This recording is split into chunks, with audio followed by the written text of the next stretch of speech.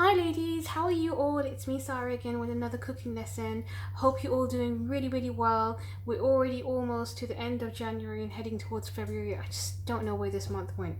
But anyway, so today I thought of making something a little bit different. Today we're making a South Indian recipe. So I'm pretty sure by the picture in here and the title of the video you probably guess what it is by now. So yes, I'm making something called Dhokla. So if you are Indian or Asian, or you come from the South Indian continent, you would know what this is. South Asian continent. So this is it's like a cake mixture, bake made out of lentils. So it's a really kind of healthy dessert, not dessert, snack to have, because it's gluten free as well. And if you are someone who's experienced in making dhoklas, then you wouldn't need to buy a ready-made pack. The reason why I am showing you how to make dhokla with a ready-made pack is because most people would not have made this before. So for a lot of people this will be the first time. So I thought today I'm going to scrap all the basics and let's just skip to a easy quick make. This is a really easy method to follow. And all the spices and ingredients have already been mixed into this mixture. This is basically a lentil mix. So what they do is that they dehydrate lentils and then make a flour, almost like gram flour, like chickpea flour. And then the dhokla is made out of it. And there's some spices and everything included in here. And there's a little sachet of baking soda as well, which I'm going to show you when to use when. So this you can find anywhere in any supermarkets, but if you do want to know the exact measurements of how to make a dhokla from scratch, just drop me a message and I'll tell you. But yeah, you can find this in Asda, Tesco's, or any Asian markets. The reason why I'm showing this is because I think it's really tasty, and it's so easy to make, and it's quite healthy as well, because it's got no extra fats or no carbs or anything like that in it. So yeah, I hope you guys enjoy this recipe, and we are going to start making it. And alongside the dhokla, it's really nice with a complement of coconut chutney, and we're going to be making the coconut chutney as well.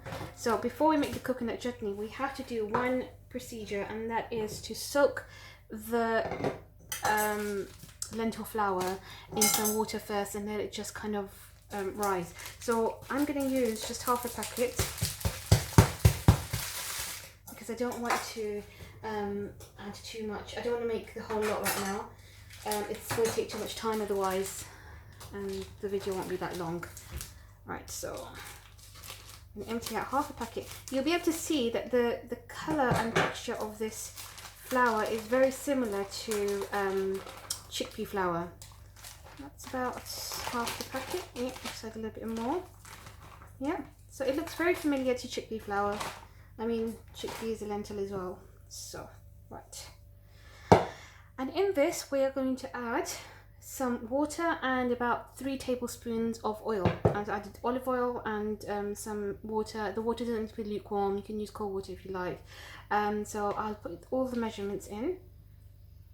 And we're just going to add in everything and give this a good whisk. So how are we going to cook this? We are going to steam this. A very easy method. I'm going to show you how easy it is to steam dhokla. Okay, so keep whisking until you take out all the lumps.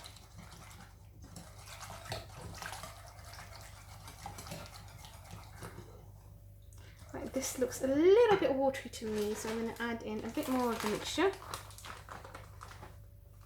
Okay, that's fine. And what you want to do, you want to whisk it until you take out all the lumps. It actually smells like lentils right now, but it's so tasty. Okay. Now, once this is all whisked and all the lumps have come out, this needs to sit on a side for about 15 minutes, just for the water to kind of, the lentil flour to soak in all the water, and then you will see the kind of change in texture after 15 minutes. Okay, so we're going to whisk that and put it on a side. Let the flour and water do its magic.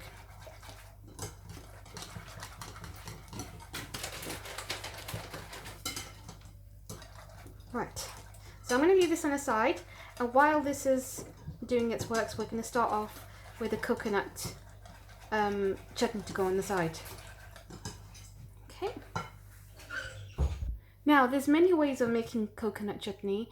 Obviously, to make a really good coconut chutney, you do need preferably a whole coconut, a fresh coconut. You can get frozen fresh coconut as well. I wasn't able to go make a trip to the shops today, so I'm gonna do my job with some dry designated coconut.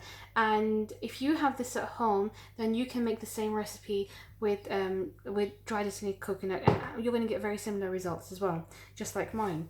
So, I mean, most people wouldn't really have fresh coconut on hand, so you'd have to make and do with dry coconut, which you can buy from anywhere.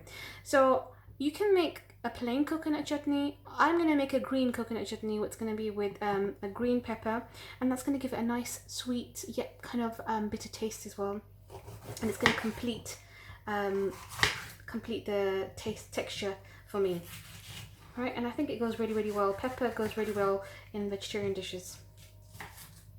Right, so what we're going to do is I'm going to slice up this pepper into small little cubes, and we're going to fry this in a little bit of oil alongside a green chili and some ginger. Once we've semi-fried that in a little bit of oil, we're going to then blend it in a blender alongside the coconut. I'm also going to add some spices, very minimum spices. I'm just going to add some cumin seeds. And the reason why I'm adding very minimum spices, I don't want any spice to overtake the taste of the coconut, which is going to be the main showstopper of this dish, of this sauce. All right, so there we go. And then I'll get a little pan and start frying this. Okay, and then I'm going to cut the green chili at the same time as well. You don't need to be precise on how you're going to cut it, how big or small, because it's all going to go in the blender.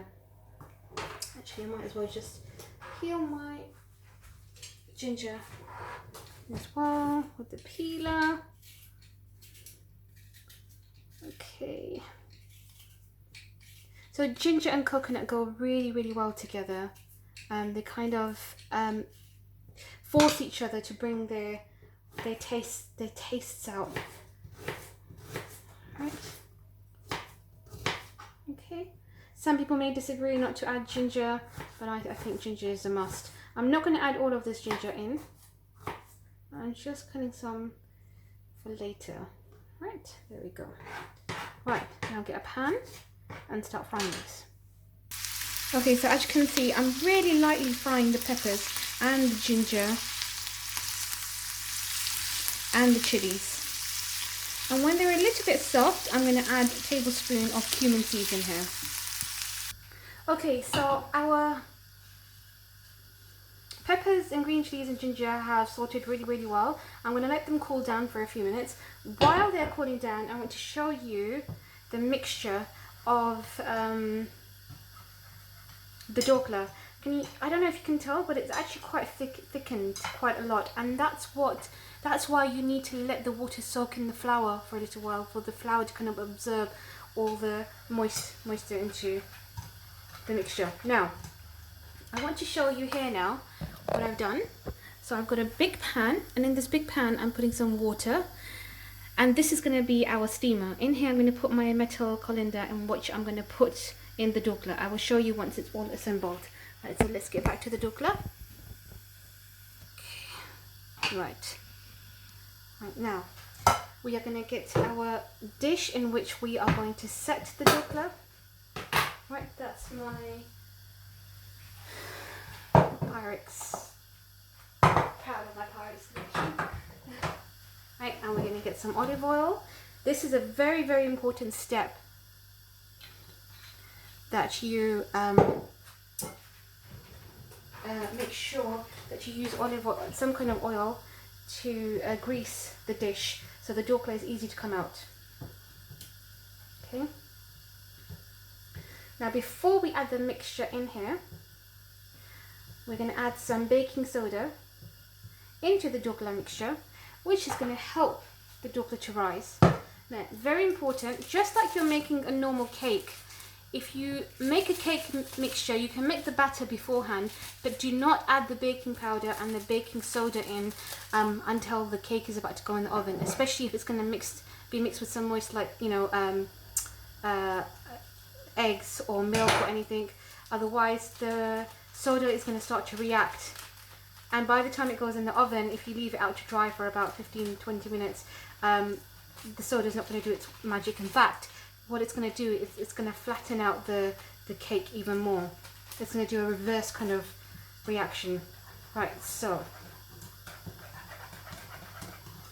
we've added in the soda. I'm going to give this a really good mix. Make sure everything is mixed really well. Okay. And now simply we're going to pour this out in our dish.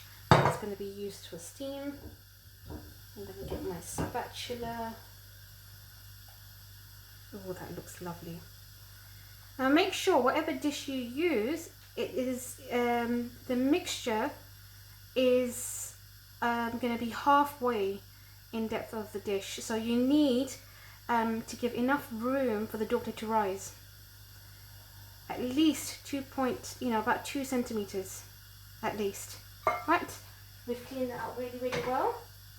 And now this is going to go to steam. Now before I put the cover on, I want to show you. So in this big pan I've put a little pot, and on the pot I've put the dhokla mixture, and then I'm going to put the lid on, and this is going to steam away for about 15 minutes. Okay, so while the dhokla is steaming, we're going to now finish off our chutney. And to make the chutney, we're going to get the peppers and add the peppers in our little blender. Okay, I'm not going to wash this pan yet because there's one more last thing I need to do in the pan, which I'll show you in a bit. Okay, right, in goes.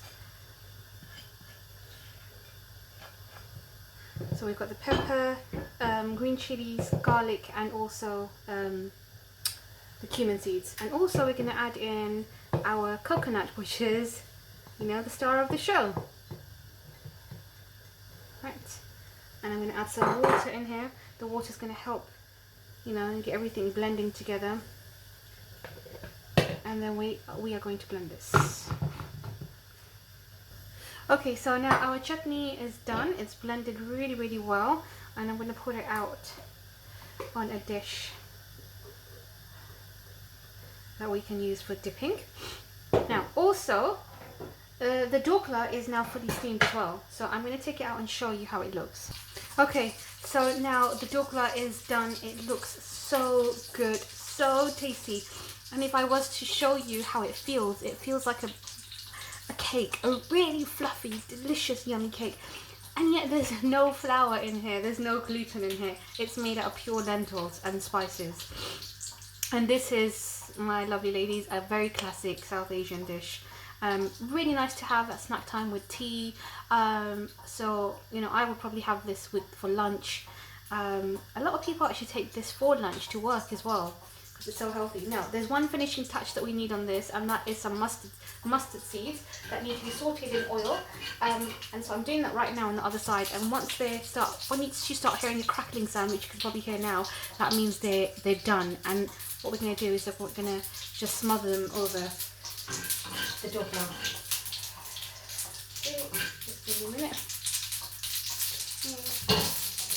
That's it. It's going to be very hot. And there we go. Wow. That looks, smells, and just will taste divine. There we go. And there goes all our mustard seeds. Mustard seeds give the dhokla a really traditional Asian kind of smell, the scent, and it goes really well. My whole house smells of mustard seeds right now. And here is our lovely coconut sauce that we're going to have alongside. So ladies, I hope you enjoyed this video, and do try this at home. It's so simple and so easy. All you need is, if you don't know how to make dhokla, all you need is a mixture, or a ready-made pack that you can buy anywhere, in any supermarket. You know, you have the world food aisles, you can buy them from there. So I'm going to let this cool down a bit and then I'm going to dig in. So I hope you enjoyed this recipe and see you next week. Bye bye.